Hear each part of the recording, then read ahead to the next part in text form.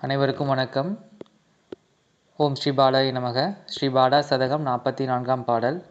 சரணம் சரணம் என தேவர்கள் துதிக்க போர்க்களம் தனில் புகுந்தவளே, அபயம் அபயம் என அழைத்திடும் அடியார்க்கு விதிமாற்றும் காரிகையே, நவகோடி சித்தாதி சித்தர்களுக்கும் தெய்வமே, நாயேனையும் ஆண்ட பரம கருணாம்பிகையே. பாடலின் பொருள்: சரணம் சரணம் என தேவர்கள் துதிக்க, அதாவது திரிபுர சுந்தரியின் முன்னால் அந்த அரக்கர்கள் சூழ்ந்திருக்கும் பொழுது தேவர்களும் தங்களை காக்கும்படி தாயிடம் வேண்ட, தாயின் சக்தியாக வெளிப்பட்டாள் அன்னை பாலா. அதையே இங்கே குறிக்கிறார் கவிஞர். போர்க்களம் தனில் புகுந்தவளே, சரணம் சரணம் என தேவர்கள் துதிக்க, தேவர்களை காக்கும் பொருட்டு, நல்லவர்களை காக்கும் பொருட்டு அன்னை போர்க்களத்தில் புகுந்து வெற்றியோடு திரும்புகிறாள்.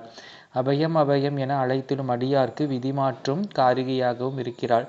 எவரொருவருக்கு நல்ல விதி இருக்கிறதோ அவரே அம்பிகை வழிபாடு செய்வார். வழிபாடு என்பது ஏனோதானோ என்றில்லாமல் ஆத்மார்த்தமான வழிபாடு ஆகும். அதாவது இருந்த இடத்திலிருந்தாலும் அம்பிகை மனப்பூர்வமாக வழிபாடு செய்பவர்களின் வாழ்க்கைக்கு துன்பம் என்பதே கிடையாது. எப்பேற்பட்ட துன்பம் வந்தாலும் அதை கடக்கும் சக்தி அம்பாள் அனுக்கிரகம் செய்து விடுவாள். அதுதான் இப்பொழுது அபயம் அபயம் என அழைத்திடும் அடியார்கட்கு விதிமாற்றும் காரிகையே என்று குறிக்கிறார் கவிஞர். நவகோடி சித்தாதி சித்தர்களுக்கும் தெய்வமே, நாயனையும் ஆண்ட பரம கருணாம்பிகையே. அதாவது நவகோடி சித்தர்கள் என்று வந்துவிட்டாலே முதல் வழிபாடு கணபதி வழிபாட்டிற்கு முன்னால் பாலாம்பிகை வழிபாடு தான் இருக்க வேண்டும் என்று குறிப்பிடுவார்கள். ஏனென்றால் பாலையின் வழிபாடு அவ்வளவு முக்கியமானது.